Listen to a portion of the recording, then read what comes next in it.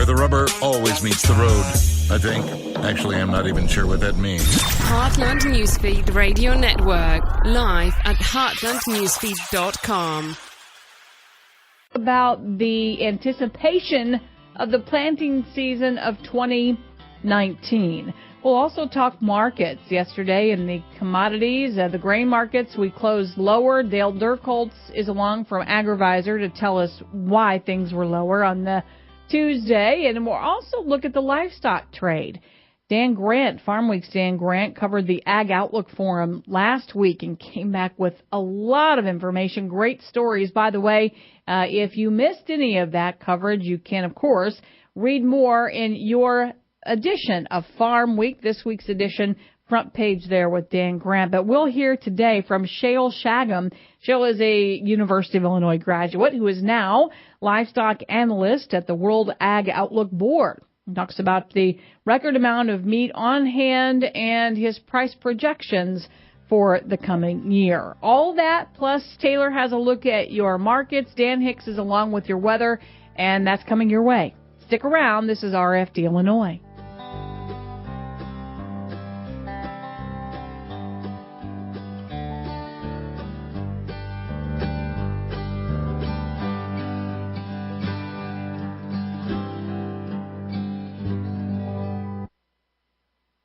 All Ag. All Illinois. All now. There are a lot of smartphone apps out there, but do they have what's important to us here in Illinois? The Farm Week Now app does, and it's always at your fingertips. All Ag, all Illinois, and 24/7 where and when you need it for free. Go to your app or Play Store on your smartphone, hit search, type in Farm Week Now, that's one word, and download it today. Brought to you by Illinois Farm Bureau, where we're all about farm, family, and food. When it comes to our members, Chris Magnuson connects rural routes for you. Chris leads Illinois Farm Bureau's efforts to provide valuable information to our members. He has spent 2 decades with IFB. Here's a bit about his rural roots.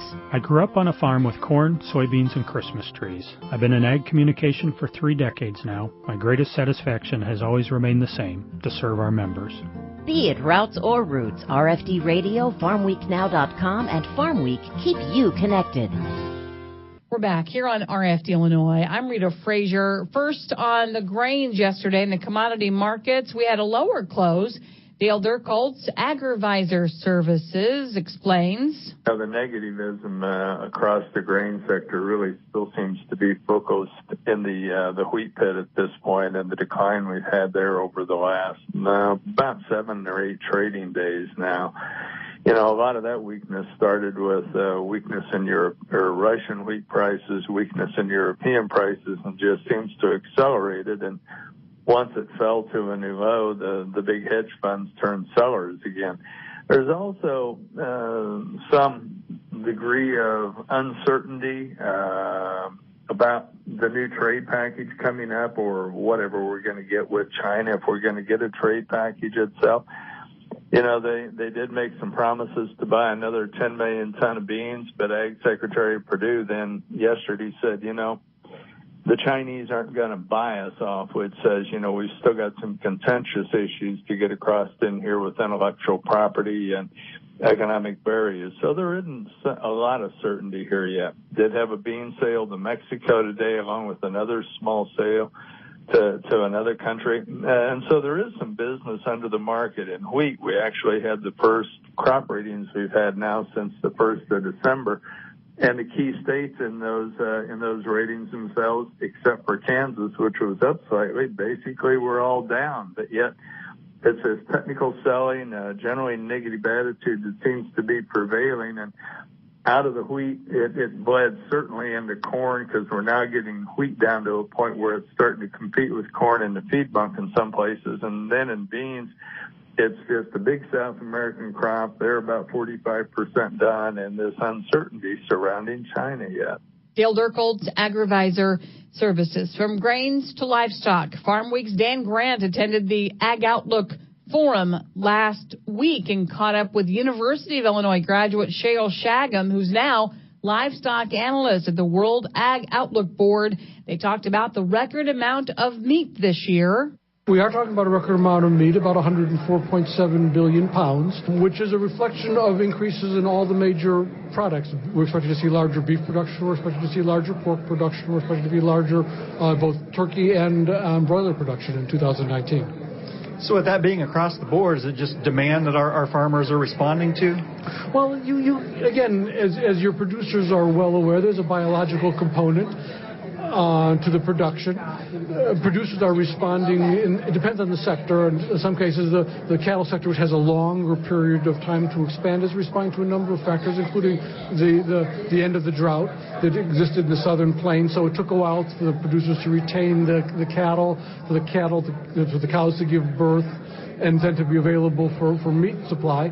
In the case of pork production, we did see some relatively good returns in mid-2017, which triggered an expansion. We're also seeing expectations of relatively strong demand due to the expansion of the slaughter capacity in a number of plants. Turns, you had your price outlook, and it looks like maybe a little slight uptick for the cattle producers, but maybe a little downturn for the hog producers. Talk about that a little bit for the projections. That's correct.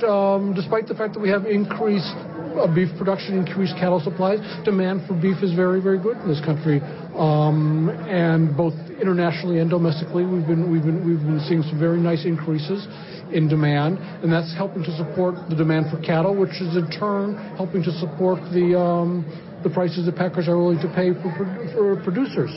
On the hog side, again, we're looking at this expansion in production. We're talking about a fairly large increase in expansion in 2018. And as a result, that's going to put some downward pressure on prices. Trade is obviously very, very important to the pork side. As I mentioned earlier, we're talking about 23% of U.S. pork production is exported on a carcass weight basis. With the advent of the tariffs, we did see some slowing in export growth to certain markets. Other markets have picked up the slack. Part of what is helping move that pork is lower prices, and those lower prices from these larger supplies are working their way back into the hog sector. Sheil Shagam, livestock analyst, World Ag Outlook Board, talking to Farm Week's Dan Grant at the Outlook Forum. Read more coverage about that forum in your weekly edition of Farm Week. DeLoss is back from Commodity Classic. This is RFD Illinois.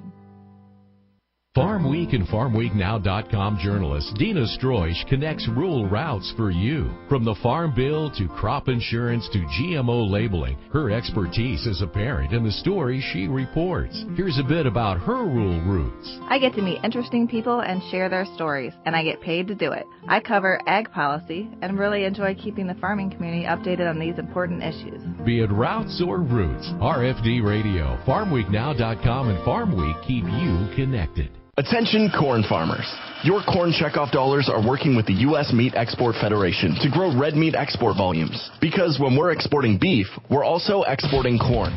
The beef industry consumes 28% of all corn fed to livestock, plus additional corn in the form of DDGs, a co-product of ethanol production. Now that's what we call working an angle. Your checkoff is working corn from all angles. Because of the Illinois Corn Marketing Board, your profitability is our bottom line. A message from the Illinois Corn Checkoff. Welcome back. We're in Orlando, just ahead of Commodity Classic, and Bear Ag has their annual Advocacy Forum. And look who's here. It's Lynn Rorsheim, Vermilion County, a little bit into Champaign County, and chairwoman of Illinois Soybean Association. So approaching March. Last year it snowed end of March, 1st of April, and we planted like crazy. But what are you thinking this year? It's been wet. It's been just awful at times. What do you think? I'm sure you're getting an itch to get out there, but just what are you thinking so far about how 2019 is shaped up? Oh, definitely. When you start comparing how things were last year, definitely have the itch to get in the field, considering that from the way this fast fall was, that we didn't get a whole lot of fall tillage performed, also didn't get a whole lot of dry fertilizer or limestone on. So we've got a lot of things to play catch up on before we even start planting. And as you start looking at the weather patterns and things, we could be in for a long haul where it could be a wet spring and where we're going to have to fight for every little piece of dry moments that we're going to get. And, and then you think, oh my gosh, it snowed first part of April, 2-3 inches and that. So, you kind of think about that, but at the same time, hoping that maybe it's going to be a little drier, but it's probably going to be a wet spring that we're going to have to fight. And hopefully we catch some of those good dry opportunities to get things in as quickly as possible. Does that impact any kind of projections that you make? I mean, here was a statewide yield of 65, which is just astounding. Just what you outline there makes it sound like we should at least plan on a little bit less than that. I mean, how do you even, when you're penciling a budget for the year, how do you take those things into consideration? Yeah, definitely. All of those factors do play a huge role in how we're trying to set things up and in our own operation. And, you're still trying to figure out which crop is more profitable and then what you have to do on your own acres. And we're going to have a little bit fewer soybean acres this year just because of the way that we have to change some crop rotations around, where we've went beans for a few years and we just really need to do a crop rotation.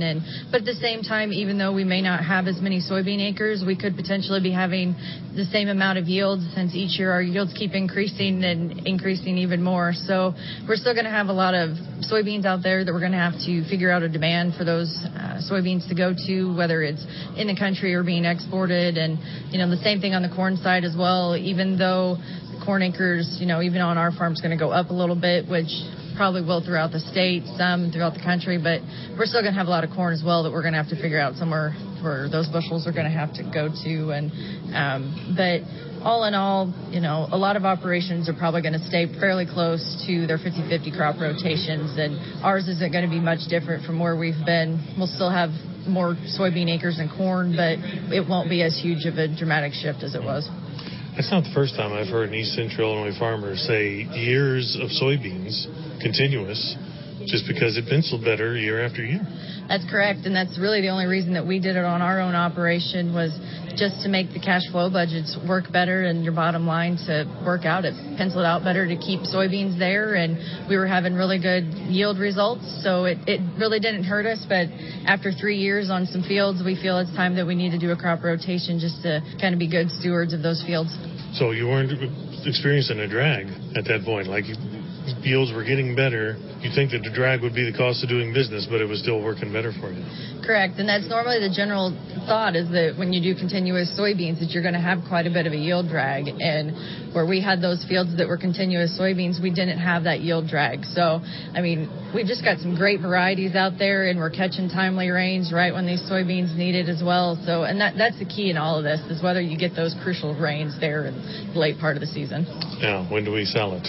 There's the magic question right now, isn't it? That's the question. It's just watching the markets daily and trying to hope that you're going to grab on one of those high market rallies that's going to happen. And that's just, I think, unfortunately, where things are going to go, is you just have to keep a really close eye on where it's going. And if there's a little bit of an uptick, you need to be selling a little bit. Just, who knows what's going to happen tomorrow or a few months down the road, and whether all the other external factors that are affecting our soybean prices or even our corn prices now, whether a lot of those situations get cleared up or not, or if we have something else down the line, trying to lock in the best prices that you can to help your operations work out.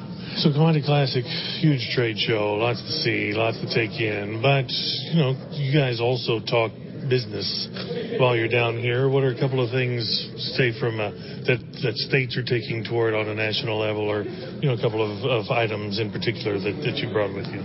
Yeah, so all the QSSBs, or the different state soybean associations, all meet together, and the big thing at Classic is to work on policy resolutions.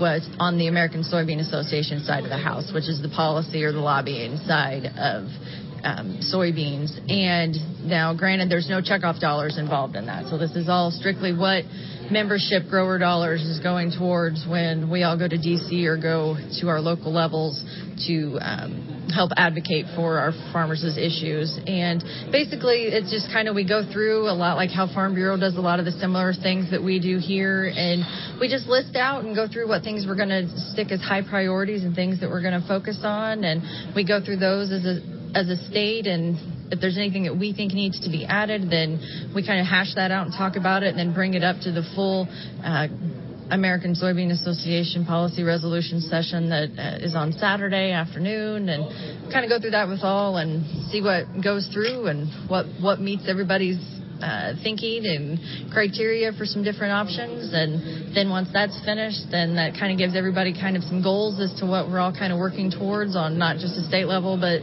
then also the national level, so that we're all working together on an equal playing field for all soybean farmers across the country. And there's a lot to do here. You know, just even looking on the bean side, corn side, the small grains, sorghum association, and those guys as well. So there's a lot of moving parts here. A lot of different external organizations also meet here because they know that their farmers are already here.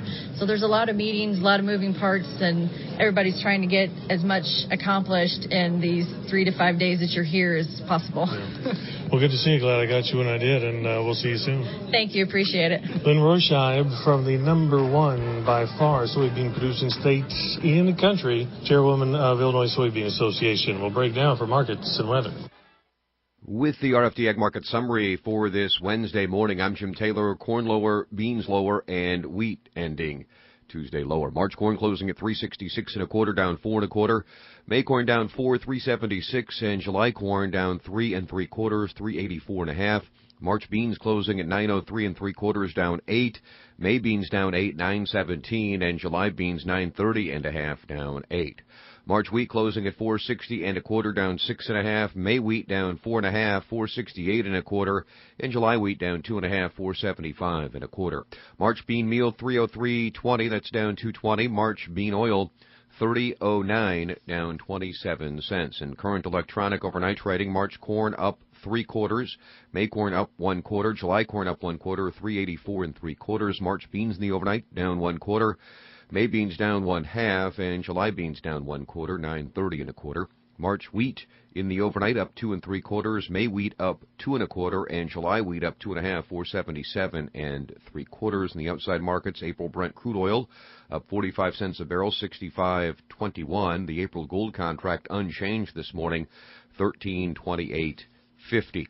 In the livestock market from Tuesday, April lean hogs 55.72 up 182. May lean hogs up 147, 65.32. February live cattle 125.57. That's up 102. April live cattle up 70 cents, 129.92. March feeders 143.45 up 95 cents. April feeder cattle 146.77 up 112. Cash livestock at Fairview Sale Barn this week, steers 131.50 the top. The Illinois direct barrels and gilts trading $1 lower on Tuesday at 25 to 32. I'm Jim Taylor for the RFD Radio Network. Good morning, this is Dan Hicks from Freeze Notice Weather with the early morning update on the RFD Radio Network for this Wednesday morning. Yesterday brought a wide range of temperatures across the Midwest and also here in Illinois. Daytime highs ranged from the upper teens in the far northwest corner of the state up to around 60 in some far southern areas. Early morning temperatures are mostly in the 20s and 30s today. A weak system moving southeastward across Illinois today will bring the chance for some light snow and a little bit of freezing drizzle to the northern half of the state, especially this morning into early afternoon. Farther south in Illinois, temperatures will be warm enough that mainly just a little light rain or drizzle will fall today. This system should move eastward out of the region, and high pressure building in from the northwest will bring drier weather again for tonight and tomorrow. A wide range of temperatures will continue today, with highs from the 20s in the far north, up close to 50 degrees in the far south. Most areas will be a few degrees cooler during the day Thursday. Several minor systems will move eastward across the Midwest through the weekend. These will bring some chances for some light snow or flurries to the northern and central part of the Midwest, with some light mixed precipitation farther south, but no major amounts are expected. Daytime highs tomorrow and Friday should be mostly in the 20s and 30s in the northern half of Illinois, ranging up to the 40s to near 50 in the far southern part of the state. Some colder Canadian air will be pushing farther southeastward into the region this weekend, dropping temperatures down well below normal across the entire Midwest into the first part of next week. Right now it looks like 6 to 10-day temperatures will average well below normal across the Midwest and a large part of the central and eastern U.S. This pattern for lighter precipitation amounts will likely continue in most areas, with near to below normal amounts forecast for the 6 to 10 day. I'm Dan Hicks from Freeze Notice Weather. Clean water matters to all of us. For years, farmers have been calling for clean water and clear rules because we know it's possible to have both. Now is the time to make your voice heard. The proposed clean water rule announced by the Environmental Protection Agency and the Army Corps would end years of uncertainty over where federal jurisdiction begins and ends. Support the new rule. Text WATERS to 52886. That's WATERS to 52886. And contact your local county farm bureau for more information. RFD Radio Network's Rita Frazier connects rural routes for you. Rita delivers passion and reliable information to listeners on the RFD Radio Network. Her radio career spans close to 3 decades. Here's a bit about her rural roots. I grew up on a small farm. My job today allows me to connect with people from all walks of life and experience opportunity every day. I get to talk about what I love, farming. Be it routes or roots, RFD Radio, FarmWeekNow.com, and Farm Week keep you connected. Have you found the best management practices for your farm? Join Moultrie County Farm Bureau and several other partners as we demonstrate the benefits of a saturated buffer. Join farmer Clint Robinson near Sullivan, Illinois on Wednesday, March 20th at 10:30 a.m. Enjoy a free lunch and learn about this innovative practice. Call Moultrie County Farm Bureau at 217-728-4214 and reserve your spot today. Visit the Illinois Farm Bureau Facebook page for more information. The USDA, National Agricultural Statistics Service, or NASS, recently mailed a survey to Illinois farmers that gives your farm a voice. You can help provide important data that will shape the future of nutrient laws and conservation in Illinois. Look for your NASS survey in the mail in early February. If you receive the survey, take a few minutes and complete it and return it in the prepaid envelope. Together, we are making a difference in Illinois water quality. Visit ilfb.org/NLRS for more information.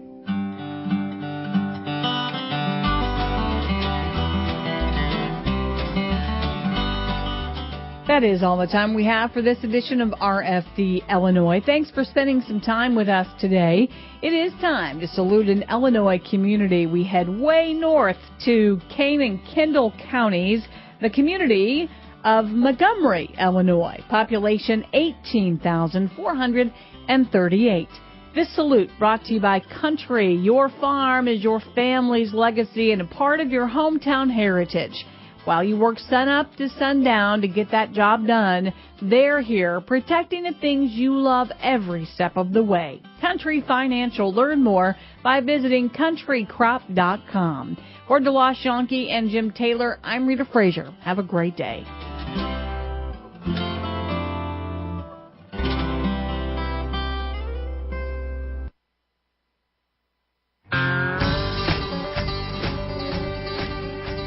Thank you for joining us here on the RFD Radio Network. Hey, you know, a great way to reach farmers, reach those in agriculture, is through local radio. In fact, Rita, from the National Association of Farm Broadcasting, they have research that shows that farmers listen, 87% say they listen 3+ days a week, 74% say they listen 4+ days per week. We're proud to be able to provide a service for stations all over the state that touch farmers at a very direct level. Indeed, and local radio. Sun's out today. We didn't see it at all yesterday, but sun is out today. Commodity Classic gets underway. And every year before Commodity Classic, Bayer Ag has its advocacy forum, and so part of the show will be from the forum, including Lisa Safarin, who was with Monsanto, now is part of Bayer Ag, and is one of those certainly involved in the transition. And we'll talk about data for farmers and how that's going to continue to expand, and we'll talk a little bit about the transition that has taken place over the last year and certainly more to come. Heard from several people down here. One of the good things, I should have asked Lisa, but I did not. But one of the good things to hear about this sort of thing is that a lot of these jobs are going to be in St. Louis and not in the Research Triangle area over in Raleigh-Durham, North Carolina. So that's certainly a good thing for folks. And Lisa's one of those that lives in Illinois and makes her way across the river each day, so even better. We'll talk to Lisa. We'll also talk to Dan Bossy, president of Ag Resources in Chicago. He was a speaker at the Advocacy Forum. Well, first question I'll talk about with him is just what are we going to do with this corn price, especially if wheat continues to push it the way it has been. Dan, in his presentation yesterday, says we need to find a new demand driver for corn. Wish I knew what that was. If I did, though, I wouldn't be here right now, I can tell you that. Corn Congress will also take place today, and we'll visit with Chair of Illinois Corn Marketing Board, Don Duval from White County. And we'll also talk to the Chairman of Illinois Corn Growers Association, Ted Modis, who's just on the western edge of Peoria County. So we'll talk to both of them. We'll talk about ethanol. We'll talk about trade and other issues involving corn that will certainly be top of mind amongst farmers from all over the country, and not only in Illinois. Get our first break out of the way. When we come back, Lisa Safarin with Bear Agriculture on a Wednesday, RFD today.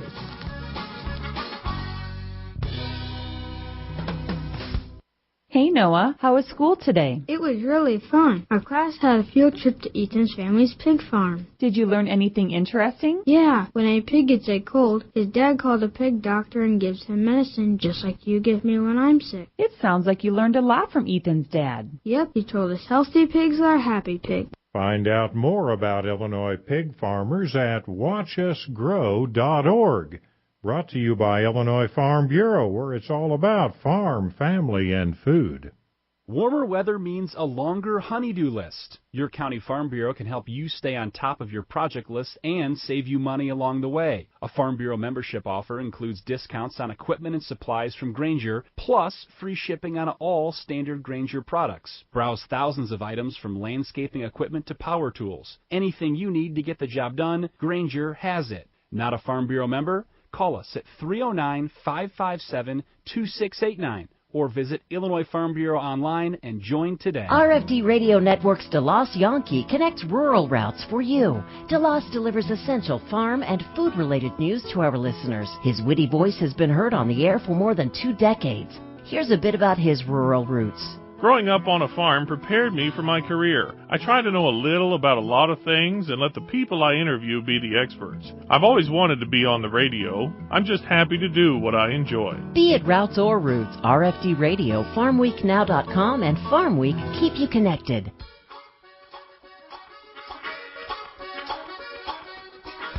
Welcome back. We're in Orlando, and we're attending the Bear Advocacy Forum. It's always a lead up toward Commodity Classic. We're visiting with Lisa Safarian with Bear Crop Science, Illinois native. I am an Illinois native, yes, and I still live in Illinois today and just commute over to the offices in St. Louis. Well, we'd like to hear that. Metro East and make your way over. SIUE, if I remember right? That's correct. SIU Edwardsville. Excellent. Great education. Good. So how long were you with Monsanto and I guess also just your career in agriculture so far? Sure. I started at Monsanto about 32 years ago, and so I clearly worked for Bayer since June of this past year. So I've been doing this job essentially, or some version of it, for about 32 years now. What were some of the early things that you did? I mean, that was pre-Roundup Ready time then. It was. I would say probably one of my most memorable roles was when we launched Roundup Ready soybeans, and I was in the intellectual property stewardship area as we worked to help inform farmers about the need to purchase new seed every year because of the trait that's on Roundup Ready soybeans. So really, from the very beginning, I was involved as we launched biotech. When you think about 5-10 years from now, especially now with the mergers that's taking place, or I won't say the merger, the acquisition that's taking place, and just where we can be, and how much of a funnel do we want to go, and how broad do you want to be, thinking about what's in store for the company for the years ahead? Yeah, I think as you think about what's in store, competition will still be alive and well. There's no doubt about that.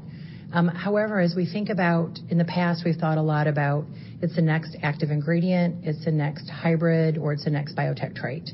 Since then, we've spread it out to think about what about, seed applied solutions, seed growth, that sorts of things.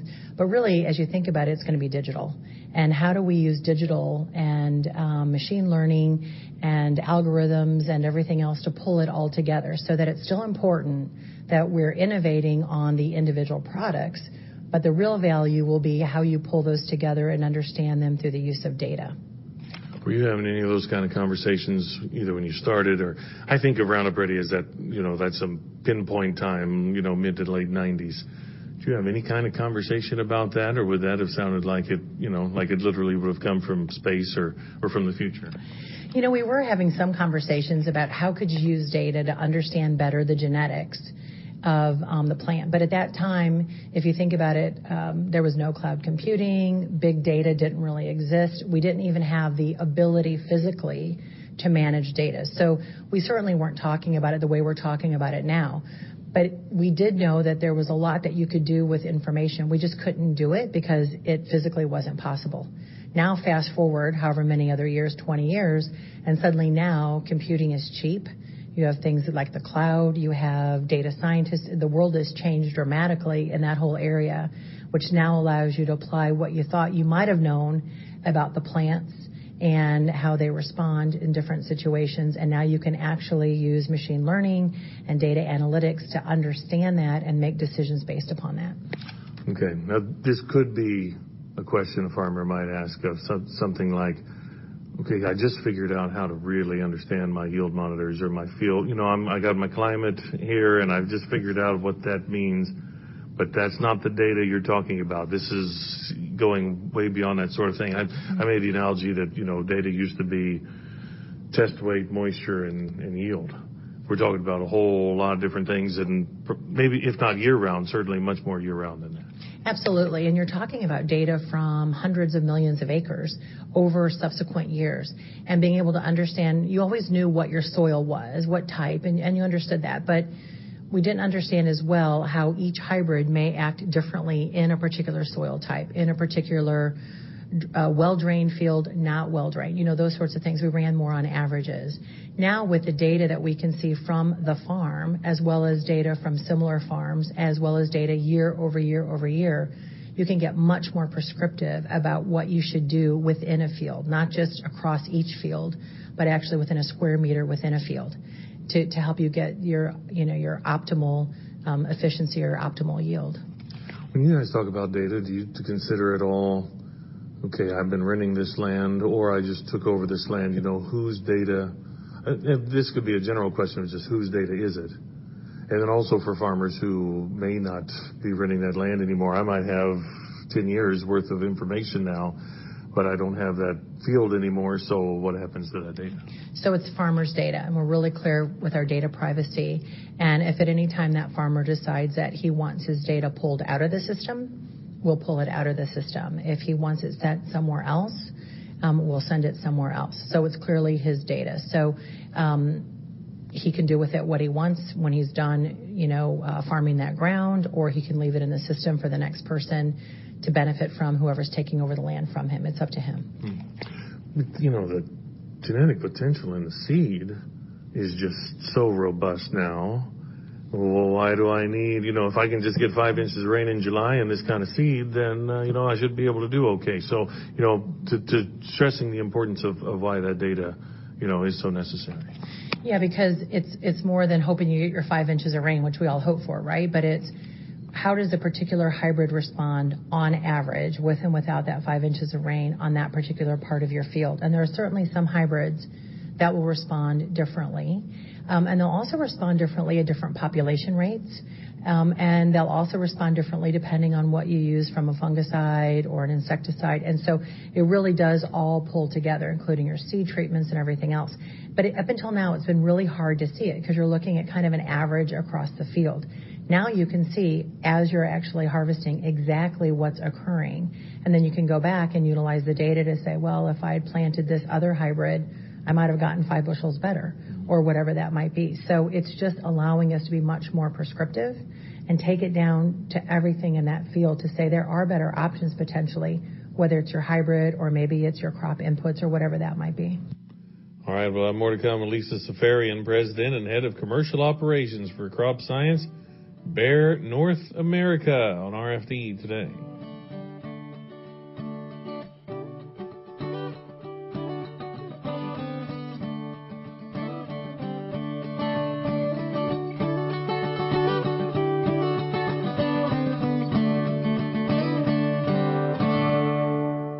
RFD Radio Network's Jim Taylor connects rural routes for you. You can trust Jim every morning for your overnight markets.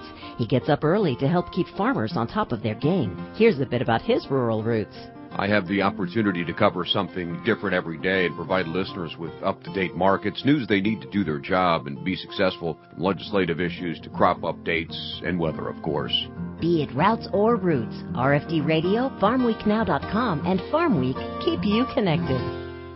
I used to say I was an Illinois Farm Bureau member because it gives us farmers a voice in Washington. Then there was a bad regulation proposed in my community. That's when I learned what my county Farm Bureau does for me right here in my own backyard.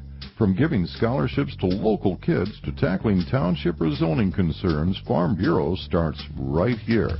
And now, that's why I say I'm a member. Call your county Farm Bureau and rediscover your grassroots power.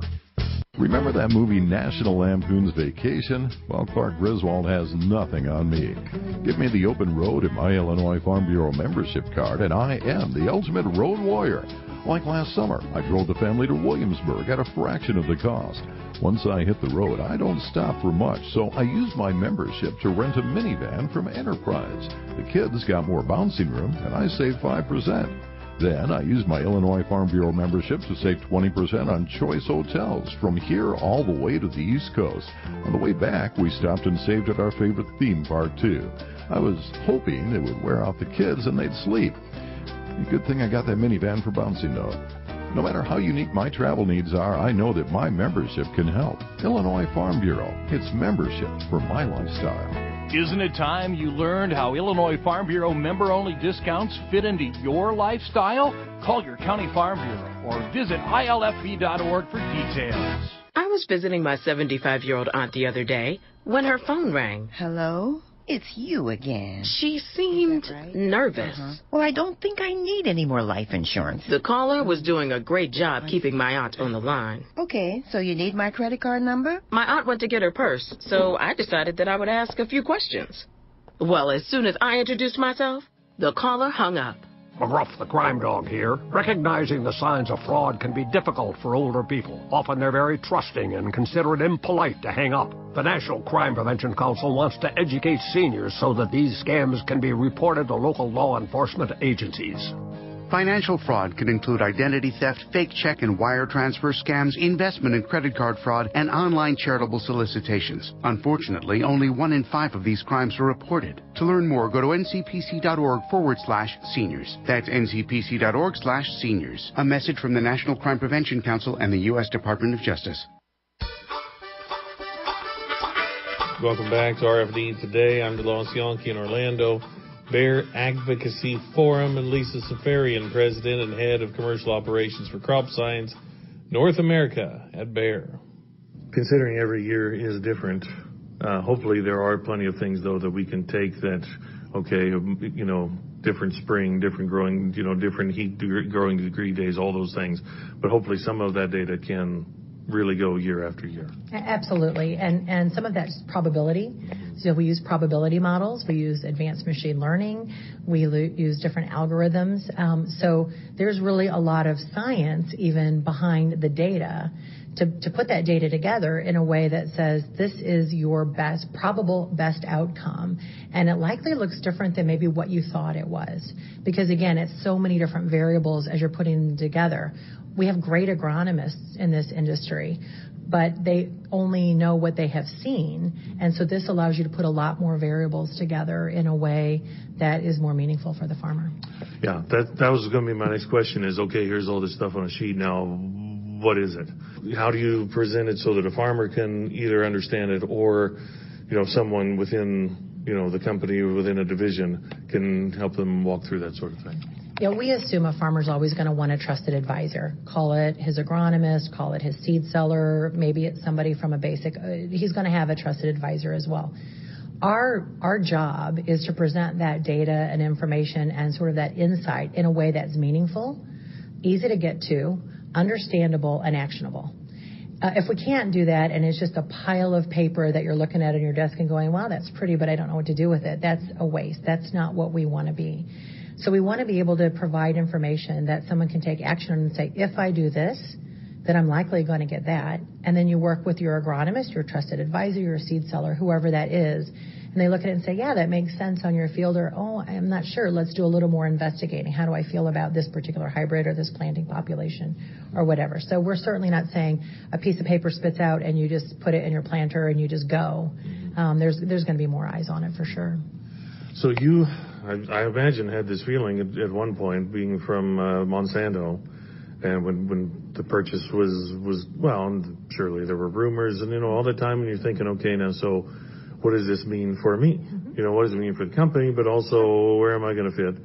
And knowing that people wearing both shirts all over the Midwest, and certainly in Illinois, were asking the same question. So in the last year or so, how would you say things have gone through all the transition? I would say things have gone really well. And the reason I say that is, as we put things together, it's been a very fair and transparent process. So yes, what about me? What job am I going to have? What opportunities am I going to have? Bayer was really clear that they were buying a successful business that they didn't feel that needed to be interrupted. However, buying that business allowed them to put together a really significantly enhanced portfolio that we think is going to be beneficial to farmers. But the process has been transparent, the process has been fair, and I can say that's true all the way down the line as we've been naming leaders throughout the organization. It's taken a little longer that way, and it's not going quite as fast as we'd like it to go, so we're going as quickly as we can. But when it doesn't matter what shirt you had on, we look at it and say, what's the job? What's the best person who's the best person for the job? And then we'll go from there. And then in many cases, finding other opportunities for the person who could have been in that job and ended up getting a different job. Folks who have territories, the maps may just be drawn differently, but it's one thing to say, well, let's put him over here and put her over there. But if they have families and mortgages and that sort of thing, it's one thing to do that on paper, but then when you actually call someone, so it's certainly something to work through and part of the process. Yeah, absolutely. And people, the most important asset we have are people. And people have relationships. They've been successful because they have successful relationships. And so just picking somebody up and taking a pin on a map and moving them 3 counties over isn't necessarily good for anybody. Now, sometimes that has to happen. But generally speaking, we're really trying to look at it and say, how do we keep things aligned to the best of history that we can so that we are as least disruptive to our people in the field and to those relationships with customers and be as least disruptive as we possibly can be for those people, for them personally, as well as for that business relationship. Last question then. You say it's not going as quickly, but it's something that takes time. So at what point, is there a date? Is it 2021 or, when do you hope to have the kinks out? From a farmer perspective, this summer we should be pretty much complete. Now, as you think about administratively and sort of broader behind the scenes, it'll take probably through 2021 to kind of get everything finally in place. But in terms of what you would see from a customer perspective, there's not going to be that many changes, and they'll be finished by the summer. So as we go into our 2021 or 2020 season, kind of this fall, we'll be in place. Okay, I said last question. I have one more last question. Given 32 years, you probably could have also been at a point where you said, okay, well, I'm done here. Thank you very much. So what let you really want to go through such an event like that, especially in such a transition? My passion hasn't changed for agriculture. My passion hasn't changed for bringing new solutions to farmers. First of all, I wanted to make sure that we could bring these businesses together in the easiest, most seamless way we could. And I think that's important for our farmer customers, for our retailers, and for our people. So I have a real commitment to our people that we can keep this business going and growing and not kind of stall out because of an integration. The second piece is I really feel like we are on the verge of another incredible transformation in agriculture. I got to be here for the first one with the launch of biotech. I'm still young enough to be here for the second one, and I would hate to walk away now and really miss out on what could be even more transformational than what we did in the late 90s. And so I'm here to see what that is and help move it along and see how we can help our farmers. Thank you very much. Appreciate it. Thank you. Lisa Safarian, Bayer Crop Science. We'll have more to come from Orlando on RFD today. More farm news and information ahead. Stay tuned for more RFD Today. here on the Illinois Farm Bureau Radio Network. When it comes to social media, Sabrina Berkowitz connects rural routes for you. Sabrina covers a broad range of ag topics, so Farm Bureau members are the first to know about key issues. Here's a bit about her rural roots. I grew up with a grain and livestock farm in my extended family, and today I really enjoy helping people learn how to use social media to advocate for agriculture. Be it routes or roots, RFD Radio, FarmWeekNow.com, and Farm Week keep you connected. Attention corn farmers. Your corn checkoff dollars are working with the U.S. Meat Export Federation to grow red meat export volumes. Because when we're exporting beef, we're also exporting corn. The beef industry consumes 28% of all corn fed to livestock, plus additional corn in the form of DDGs, a co-product of ethanol production. Now that's what we call working an angle. Your checkoff is working corn from all angles. Because of the Illinois Corn Marketing Board, your profitability is our bottom line. A message from the Illinois Corn Checkoff. Yes, I listen to a lot of talk radio, but I wouldn't call myself a political junkie. I guess that's why I like being a member of the Illinois Farm Bureau. No matter what my comfort level is, Farm Bureau has something for me and my farm. As an Illinois Farm Bureau member, I can pick and choose what's best for me, from reading election news and Farm Week to actually going to Washington. That's enough to make me a policy nut after all. Call your county farm bureau and customize your membership today.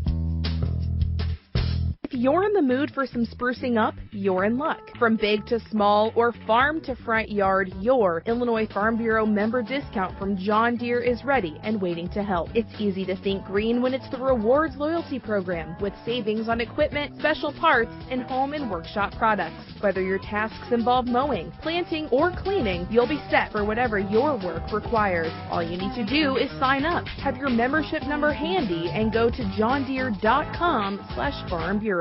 All ag. All Illinois. All now. There are a lot of smartphone apps out there, but do they have what's important to us here in Illinois? The Farm Week Now app does, and it's always at your fingertips. All ag, all Illinois, and 24/7 where and when you need it for free. Go to your app or Play Store on your smartphone, hit search, type in Farm Week Now, that's one word, and download it today. Brought to you by Illinois Farm Bureau, where we're all about farm, family, and food. Have you found the best management practices for your farm? Join Moultrie County Farm Bureau and several other partners as we demonstrate the benefits of a saturated buffer. Join farmer Clint Robinson near Sullivan, Illinois on Wednesday, March 20th at 10:30 a.m. Enjoy a free lunch and learn about this innovative practice. Call Moultrie County Farm Bureau at 217-728-4214 and reserve your spot today. Visit the Illinois Farm Bureau Facebook page for more information.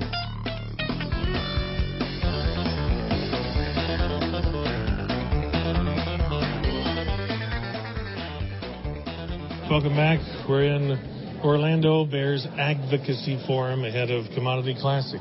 Dan Bossy, President of Ag Resources. So when are we coming off these lows?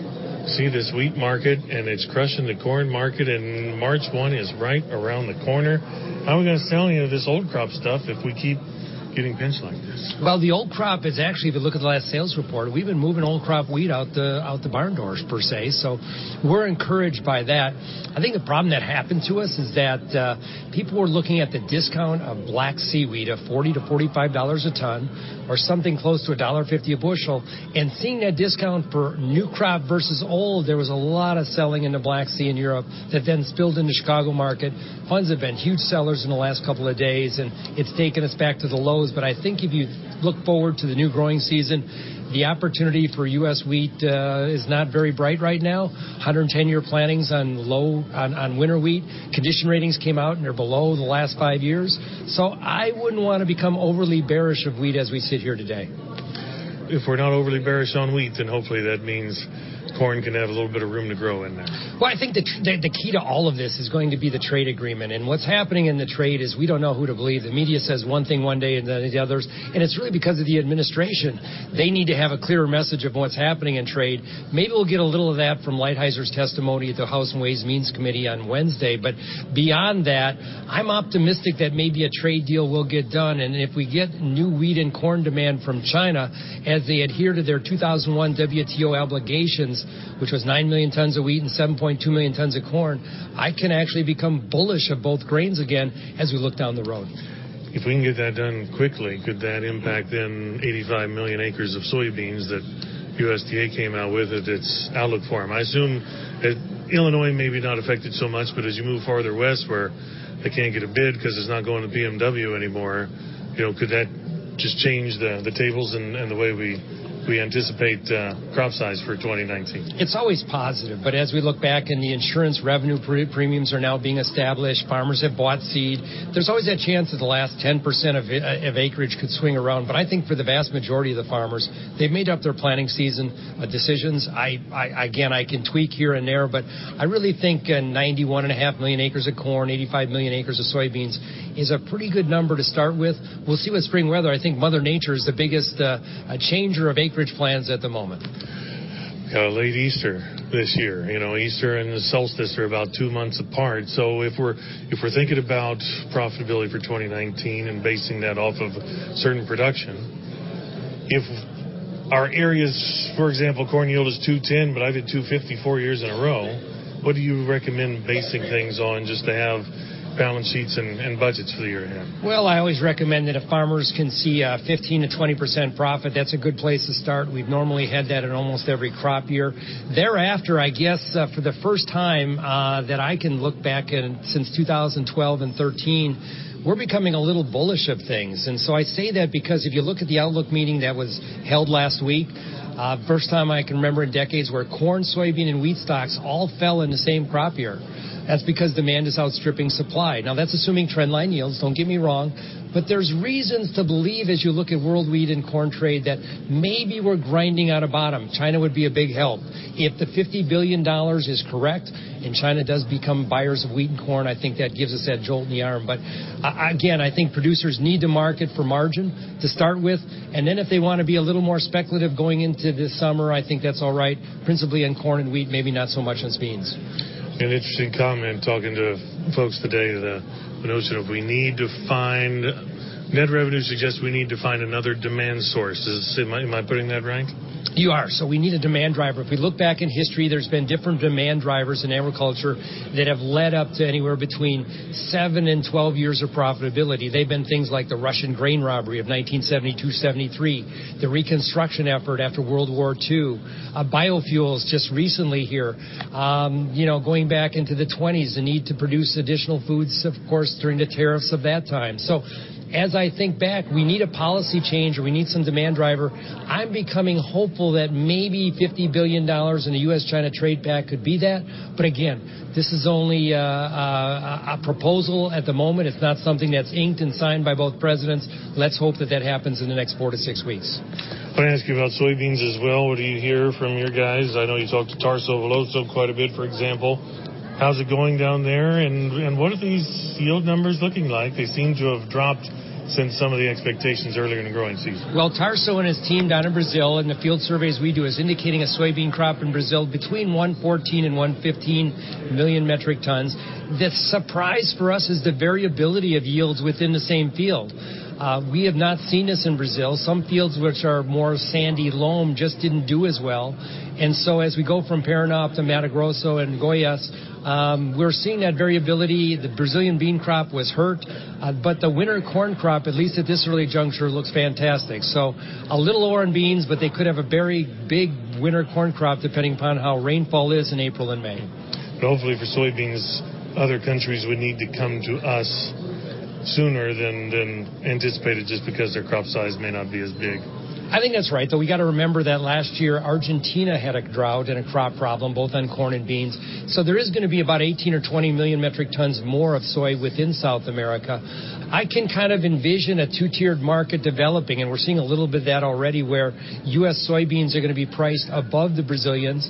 That's been the trend, at least in the last couple of weeks, as this trade deal looks like it's coming into the home stretch. I think that could be even more accentuated. So our roles are shifted a little bit in terms of the U.S. maybe exporting 40 to 45 million metric tons of soybeans annually within that budget of $50 billion, and Brazil and Argentina selling to the remainder of the world. So we're flipping hats back and forth here, but it does offer maybe a little better opportunity for the U.S. farmer.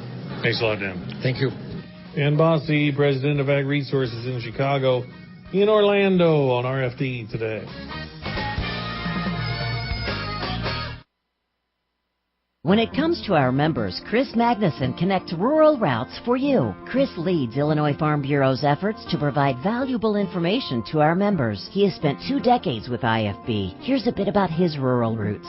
I grew up on a farm with corn, soybeans, and Christmas trees. I've been in ag communication for 3 decades now. My greatest satisfaction has always remained the same, to serve our members. Be it routes or roots, RFD Radio, FarmWeekNow.com, and Farm Week keep you connected. We know you want the best for your family. We do too. That's why Illinois farmers continually look for new ways to help. We're working with Mother Nature to preserve water, protect land, and provide food.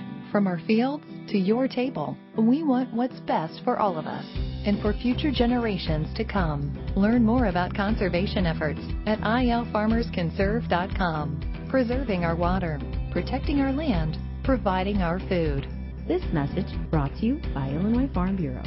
Let's check the latest numbers now at the Chicago Board of Trade. I'm Jim Taylor on the RFD Radio Network. Corn a bit lower, beans steady, and wheat a bit higher at this hour. March corn $3.65, down 1 1/4. May corn down a penny, $3.75, and July corn at this hour down 1 1/4. $3.83 1/4. March beans $9.03 3/4 unchanged. May beans down half a penny, $9.16 1/2. In July beans currently $9.30 1/2 unchanged. March wheat $4.64 up 3 3/4. May wheat up 2 3/4, $4.71. In July wheat up 2 pennies, $4.77 1/4. March bean meal at this hour $3.0440. That's up 1.20. And March bean oil down 26 cents. $29.83. That's a look at the latest numbers on the Chicago Board of Trade on this Wednesday morning. I'm Jim Taylor for the RFD Radio Network.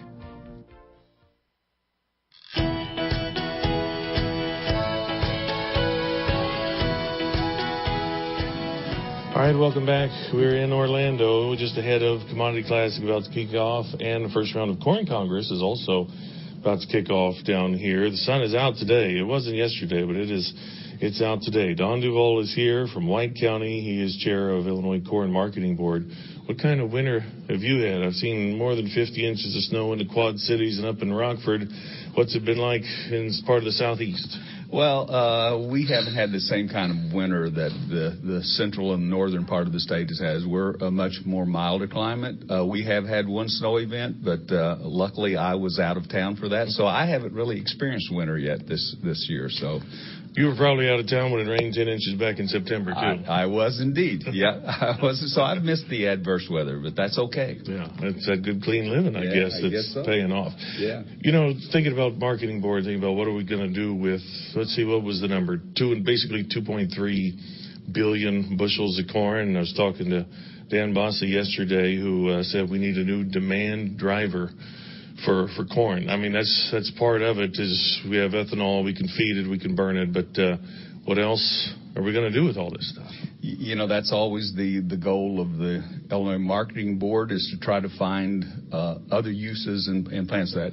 Obviously, ethanol is going to be kind of a low-hanging fruit at this point, so we are going to be working with the continuation of ethanol, primarily trying to get higher blends in and you know, using the same approach, but just with higher blends. We're currently working with the autos industry, with congressional interest, with the ethanol industry, and even trying to work with the oil industry itself to try to increase those blends, trying to work with the infrastructure to get more blender pumps out there to use more ethanol and make it more convenient and easier to do. So that's going to be a low-hanging fruit from the ethanol aspect.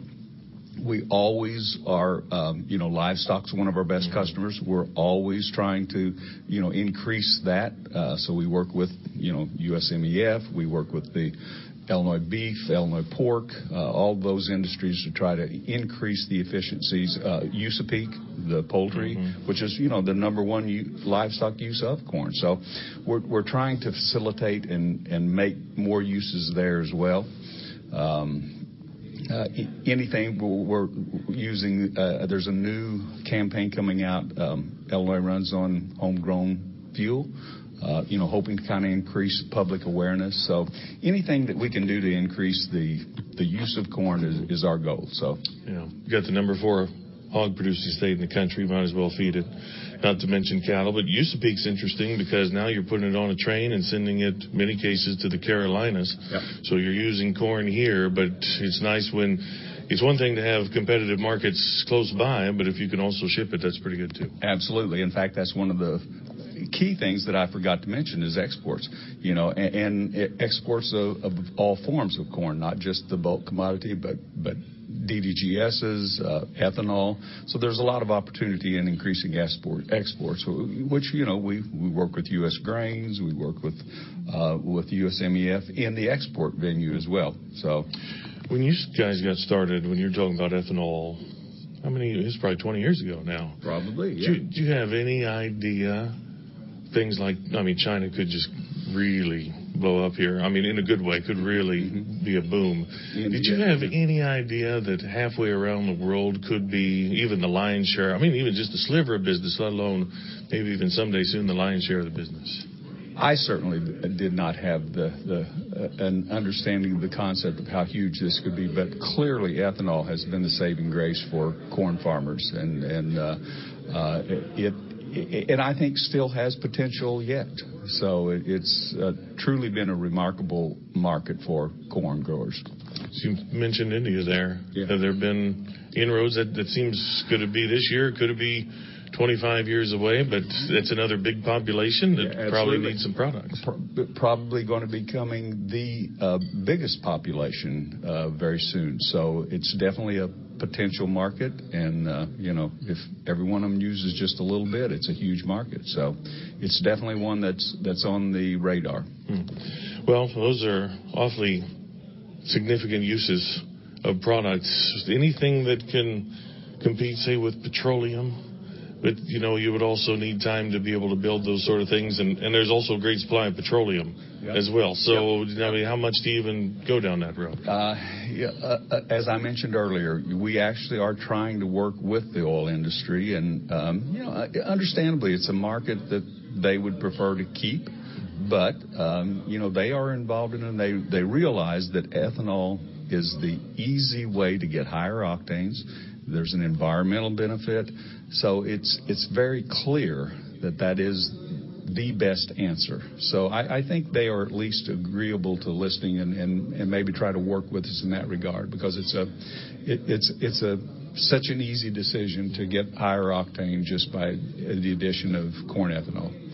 Are you having to retrain yourself a little bit let's just talk about octane. Let's not talk about 15, 30, 85 or whatever number is. Let's talk about octane, and then we'll figure out how to make this work. I think the discussion will have to lead that, and the autos industry, there's a mandate that you have to have a certain CAFE standard by a certain date, and so they're trying to get to that goal as well. So I think we're all going to have to start thinking under those parameters. So yeah, I think we do have to start thinking in a different way. So Corn Congress, there's a session today. There'll be more on Saturday. So some of the things that they'll talk about certainly impact the marketing board. But are you wearing your grower's hat today, or how does all that work? All marketing board members are also members of the Growers Association, and things to deal with policy, anything legislatively would be a grower's hat. So we're here today with our growers' hats on and determining policy and all that will indirectly affect the things that we do. And the Corn Congress will be talking about a lot of different things. When they start talking about exports and markets, obviously that's going to impact the marketing board more than that. But when we're talking about legislative policy, that's a grower's issue. So we'll be wearing both hats interchangeably this week. Surely you were chairman at one point of Corn Growers. I have not. No, I've not. I've never been on the board of Corn Growers. Okay. So just marketing board so far. You've been doing this a long time now.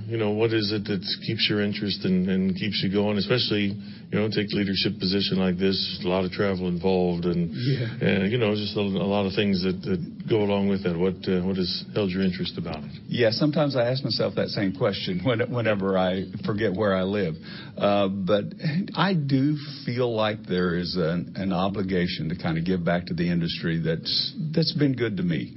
And so there's a kind of a good feeling to hope that you're doing some good for the industry and to be able to look back and say, yeah, I helped make this industry more profitable, better for the future generation. So that's kind of my motivation at this point. Very good. How high is the Wabash, by the way? Every river. That's, like I said, I've been traveling a lot, and when I fly into Evansville, and you look and you think, this is not Evansville. This is the Everglades or something. Mm. There is water everywhere.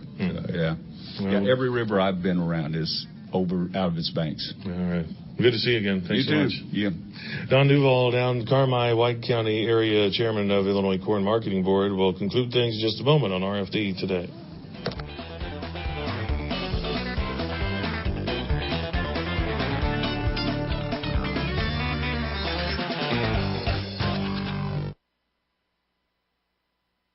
Let's check daily livestock news on the RFD Radio Network on this Wednesday. I'm Jim Taylor.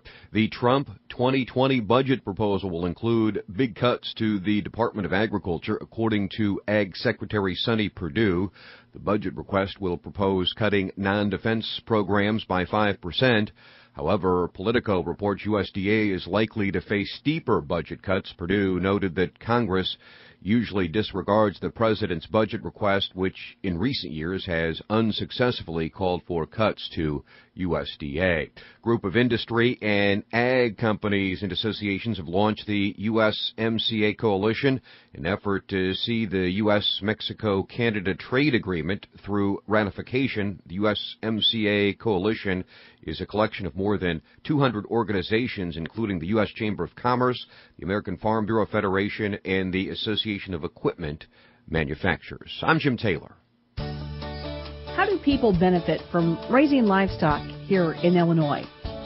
Rich Giebert, Illinois farmer, president of the Illinois Farm Bureau. Well, growing up on a livestock farm was always interesting, and I enjoy it more today than I did back then. But it did give me the opportunity to have a good work ethic, learn to get up in the morning. And that was difficult during my senior days at high school and college days. I had a tendency not to go to bed at a respectable hour. But no, it was always enjoyable on the farm and getting up before daybreak and milking the cows and getting the chores done and then go about the rest of the day's business. Illinois Farm Bureau, along with beef, corn, milk, pork, and soybean associations, make up the Livestock Development Group, supporting the Illinois livestock sector. For more information, check out illinoislivestock.org.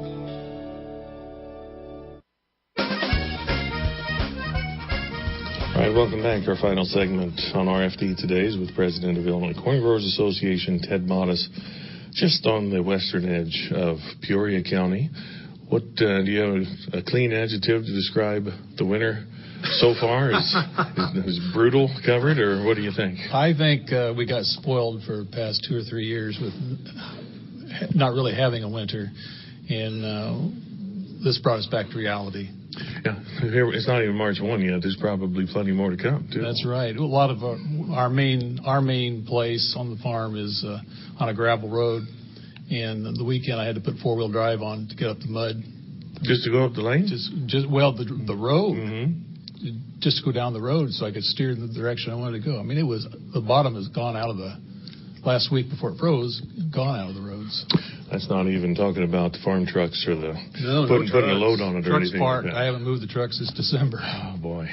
No, so we're down here. Corn Congress is part of Commodity Classic, and trade would certainly be a big item, I imagine you'll be talking about. Yes, it's a huge item. It's one that we are watching very closely and trying to hope that it goes the best for us. Last week, or I guess almost last week, I went to Columbia for the U.S. Grains Council, and trade there. I mean, they're pushing hard, trying to get more markets and more places for ethanol to go, and they're doing a tremendous job, but we've kind of pulled the rug out of under everything with the trade situation that we're in now. Well, certainly there's hope that things would get done. Have you even heard things in the last couple of days? So, you read different stories and you find plenty of different things, but surely hopeful if we can get to some kind of agreement. Yeah, we're still, I really don't understand the position we're in with China right now. There's some optimism, there's some reserve, they're just reserved on what's going on. Fortunately, they're still together, and just moving kind of at a snail's pace, but I think that's probably kind of dictated by China on how they proceed. The penny that corn farmers got for market facilitation was also partly a reminder of how corn hasn't done a whole lot of business with China in recent years. So getting all these things fixed and maybe even bringing back that market would certainly be a victory. Oh, absolutely. They're very important to us. The interesting thing that I learned going to Colombia was they're the fourth leading market we have for corn. Colombia? That's what they told us. Wow. I thought that's kind of amazing. But still, yeah, the penny, we've got to have more availability to broader scope of markets to get all this corn. And I'd hate to think what percentage of corn is still out on the farm that needs to be moved. So, yeah, when you hear that Colombia's 4, you think good for Colombia, and you also think there's probably a more populous place somewhere that could benefit from our products. Absolutely. It was an interesting trip, though, to see both sides of their country. The urban part, which is just nothing but mass of people, and then out in the country where they still have mud huts. Wow. Not that far apart from each other, I bet. Not that far apart, yeah. So trade is also ethanol. Ethanol is not all trade. Trade is not all ethanol, but those two weave themselves in there. Right. With the market as it is advantageous for us to send as much overseas as possible, and I think we have the capacity, but we just need the price. Yeah, and with the whole bunch that's still on the farm, unfortunately, it's going to take something to get that price. Absolutely. And what's probably helped, or what's really caught us is this inability to get out of the country and get the crop. I mean, even though it was a paved road, the roads are in awful shape. So there's plenty being used in Illinois that we burn, that we feed, and probably other uses as well. But that's, especially as production continues to go up, that percentage of what we can use in-state probably continues to shrink. Sure, that's right. It's still the demand, but yeah, it's a pretty fragile market. A couple other things that are top of mind for you, especially with Illinois corn? I think as far as just the offspring of ethanol is we got a real close working relationship with the auto industry.